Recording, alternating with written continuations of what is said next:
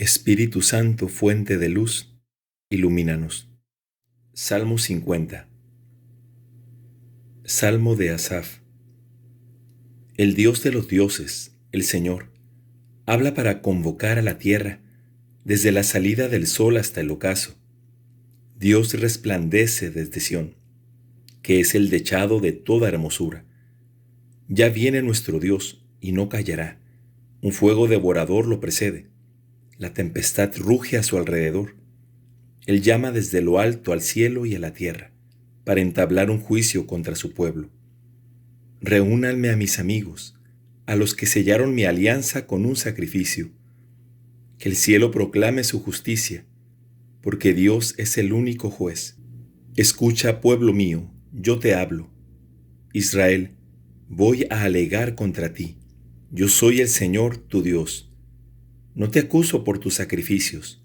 Tus holocaustos están siempre en mi presencia. Pero yo no necesito los novillos de tu casa, ni los cabritos de tus corrales, porque son mías todas las fieras de la selva, y también el ganado de las montañas más altas. Yo conozco los pájaros de los montes, y tengo ante mí todos los animales del campo.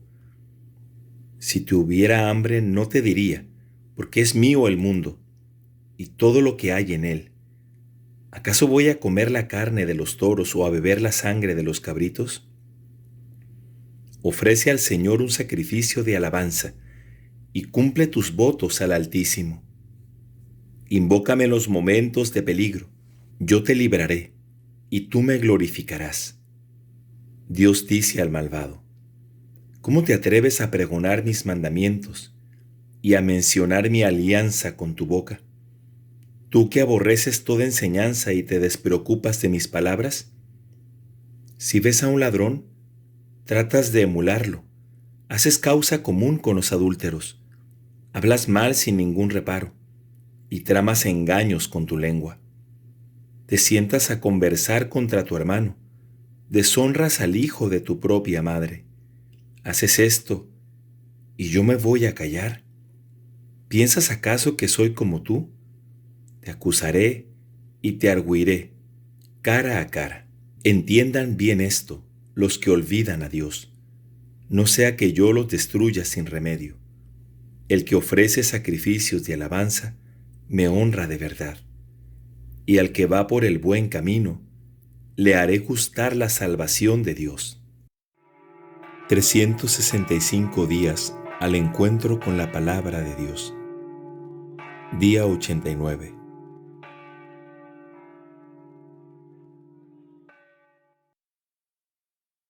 Del primer libro de Samuel, capítulo 3.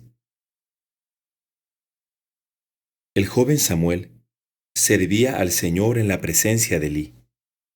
La palabra del Señor era rara en aquellos días, y la visión no era frecuente.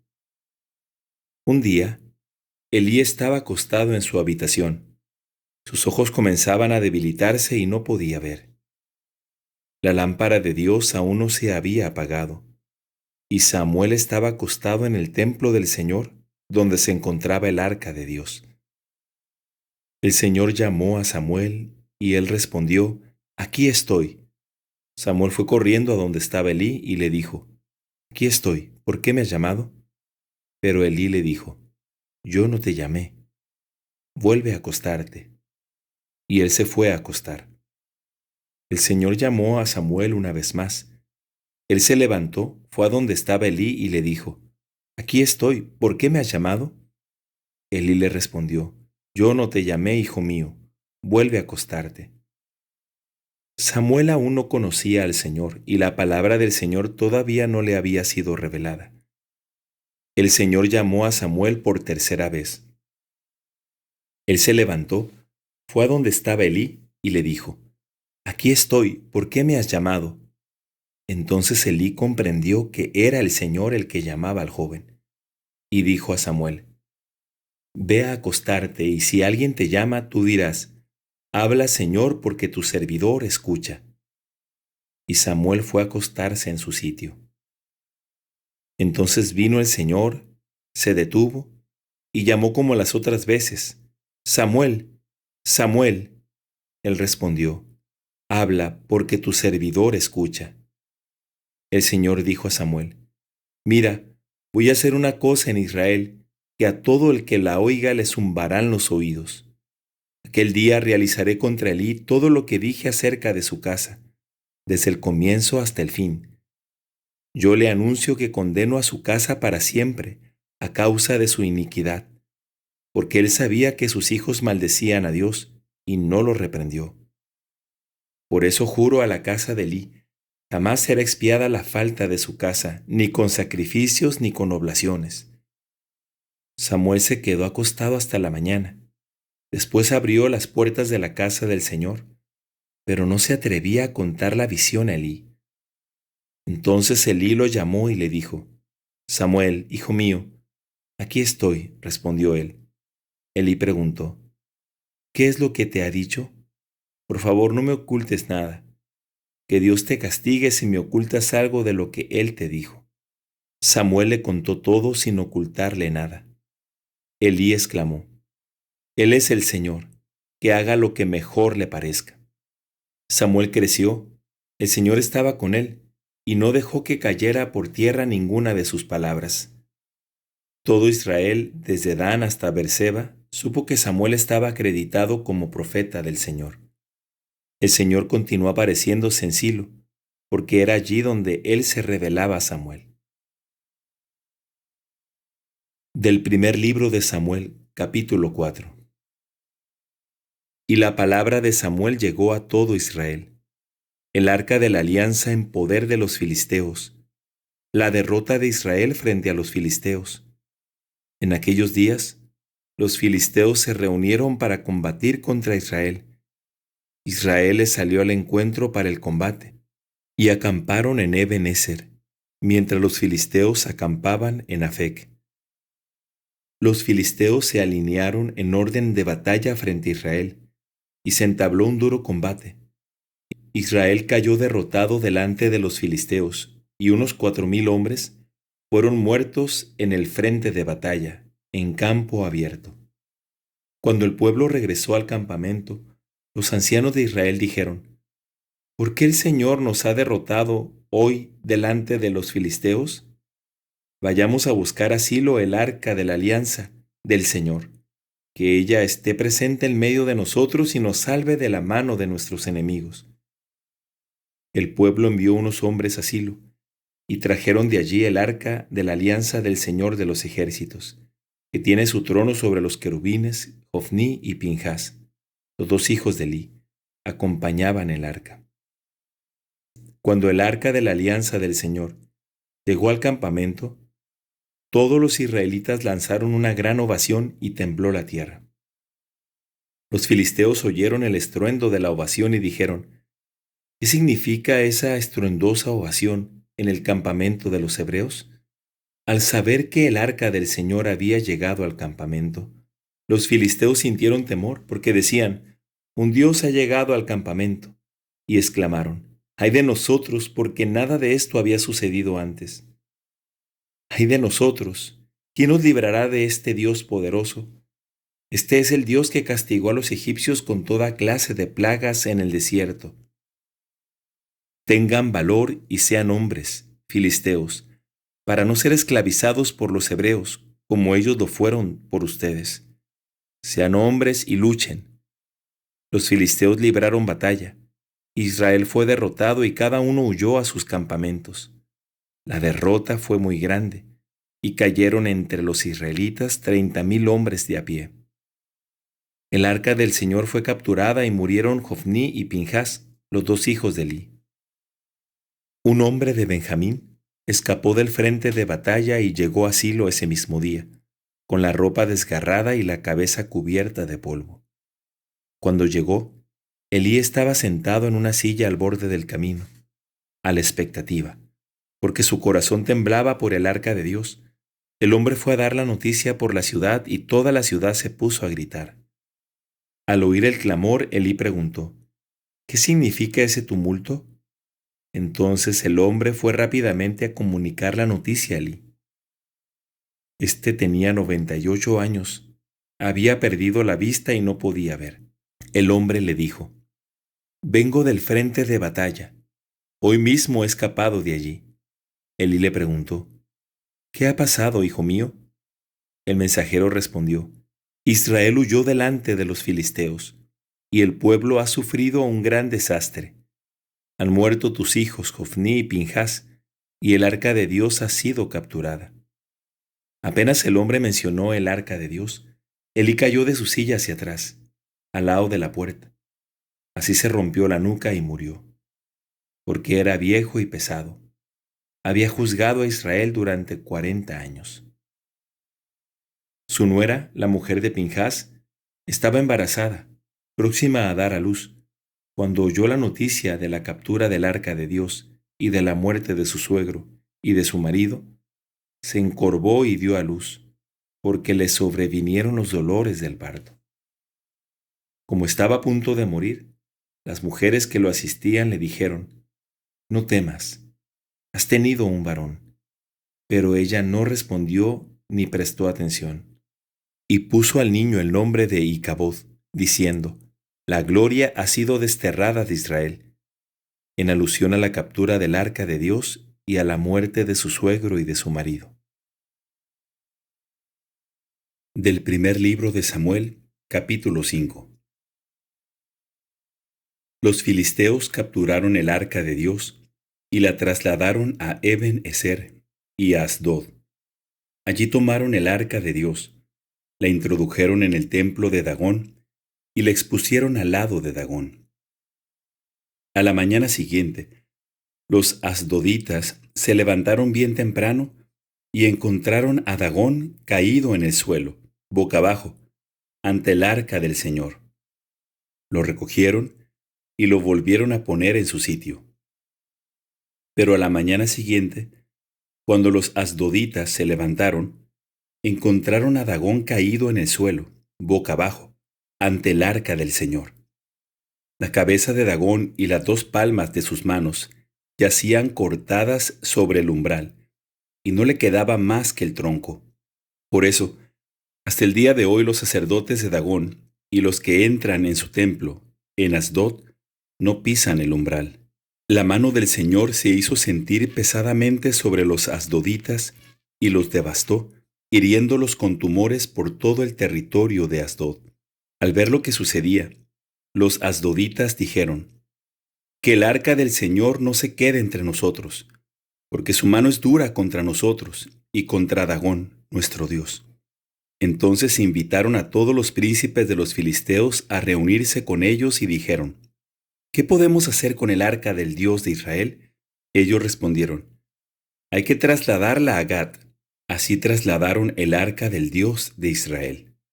Pero una vez que fue trasladada, la mano del Señor se hizo sentir sobre la ciudad y cundió un pánico terrible, porque el Señor hirió a la gente de la ciudad, del más pequeño al más grande, y les brotaron tumores. Entonces enviaron el arca de Dios a Ecrón.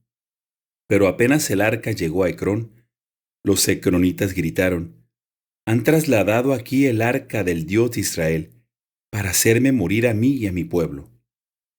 Luego invitaron a reunirse a todos los príncipes de los filisteos, y estos decían, devuelvan el arca del Dios de Israel, que regrese al lugar donde estaba, y no me haga morir a mí y a mi pueblo, porque reinaba un pánico mortal en toda la ciudad.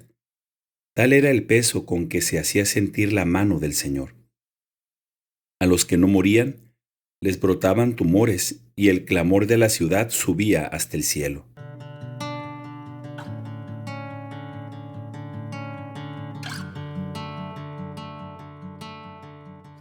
Del libro de la sabiduría, capítulo 7. Yo también soy un hombre mortal, igual que todos, nacido del primer hombre que fue formado de la tierra. En el seno de una madre fue modelada mi carne.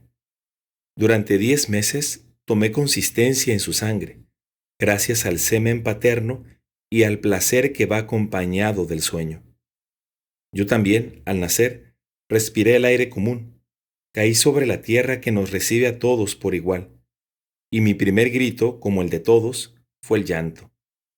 Fui criado entre pañales y en medio de cuidados. porque ningún rey comenzó a vivir de otra manera. La entrada en la vida es la misma para todos, y también es igual la salida. Por eso oré, y me fue dada la prudencia. Supliqué, y descendió sobre mí el espíritu de la sabiduría. La preferí a los cetros y a los tronos, y tuve por nada las riquezas en comparación con ella. No la igualé a la piedra más preciosa, porque todo el oro comparado con ella es un poco de arena, y la plata a su lado será considerada como barro. La amé más que a la salud y a la hermosura, y la quise más que a la luz del día, porque su resplandor no tiene ocaso. Junto con ella me vinieron todos los bienes, y ella tenía en sus manos una riqueza incalculable. Yo gocé de todos esos bienes, porque la sabiduría es la que los dirige, aunque ignoraba que ella era su madre. La aprendí con sinceridad, y la comunico sin envidia, y a nadie le oculto sus riquezas. Porque ella es para los hombres un tesoro inagotable. Los que la adquieren se ganan la amistad de Dios, ya que son recomendados a Él por los dones de la instrucción. Que Dios me conceda hablar con inteligencia, y que mis pensamientos sean dignos de los dones recibidos, porque Él mismo es el guía de la sabiduría, y el que dirige a los sabios. En sus manos estamos nosotros y nuestras palabras, y también todo el saber y la destreza para obrar.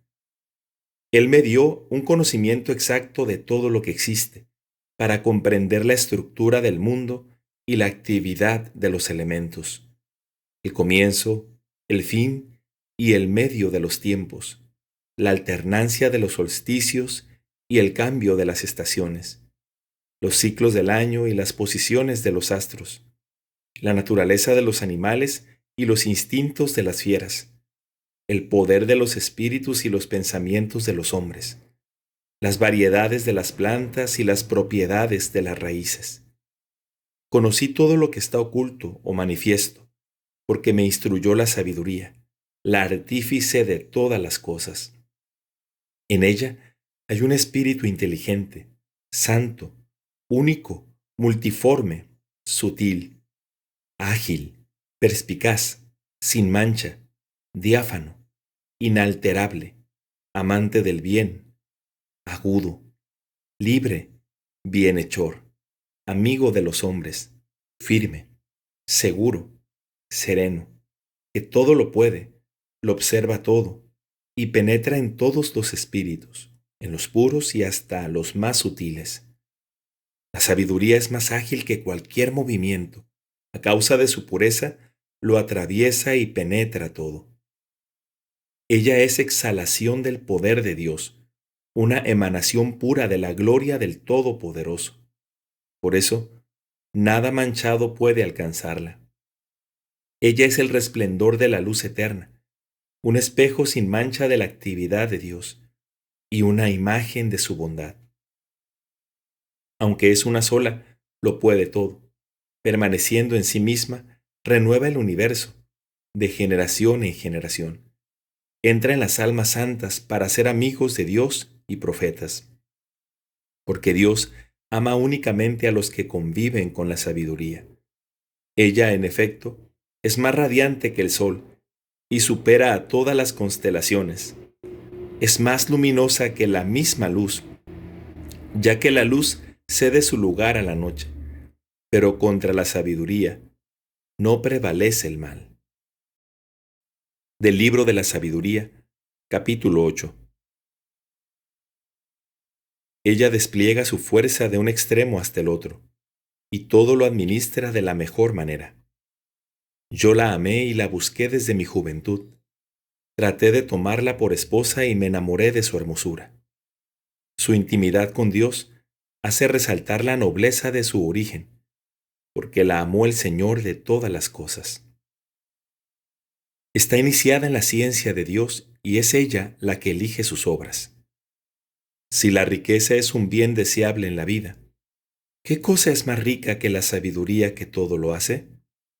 Si la prudencia es la que obra, ¿quién más que ella es artífice de todo lo que existe? ¿Amas la justicia? El fruto de sus esfuerzos son las virtudes, porque ella enseña la templanza y la prudencia, la justicia y la fortaleza. Y nada es más útil que esto para los hombres en la vida. ¿Deseas además tener mucha experiencia? Ella conoce el pasado y puede prever el porvenir. Interpreta las máximas y descifra los enigmas. Conoce de antemano las señales y los prodigios, la sucesión de las épocas y de los tiempos. Yo decidí tomarla por compañera de mi vida, sabiendo que ella será mi consejera para el bien y mi aliento en las preocupaciones y la tristeza. Gracias a ella, alcanzaré gloria entre la gente, y aun siendo joven, seré honrado por los ancianos. Me encontrarán perspicaz en el ejercicio de la justicia, y seré admirado en presencia de los grandes. Si me callo, estarán a la expectativa. Si hablo, me prestarán atención. Si mi discurso se prolonga, permanecerán en silencio. Gracias a ella, alcanzaré la inmortalidad y dejaré a la posteridad un recuerdo eterno.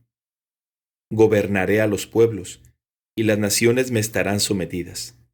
Terribles tiranos quedarán aterrados al oír hablar de mí. Me mostraré bondadoso con mi pueblo y valiente en la guerra.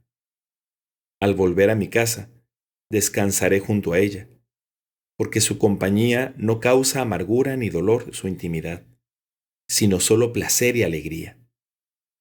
Al reflexionar sobre estas cosas, y considerando en mi corazón que en la familiaridad con la sabiduría está la inmortalidad, en su amistad un gozo honesto, en los trabajos de sus manos inagotables riquezas, en su trato asiduo la prudencia, y en la comunicación con ella la celebridad, yo iba por todas partes, tratando de poseerla.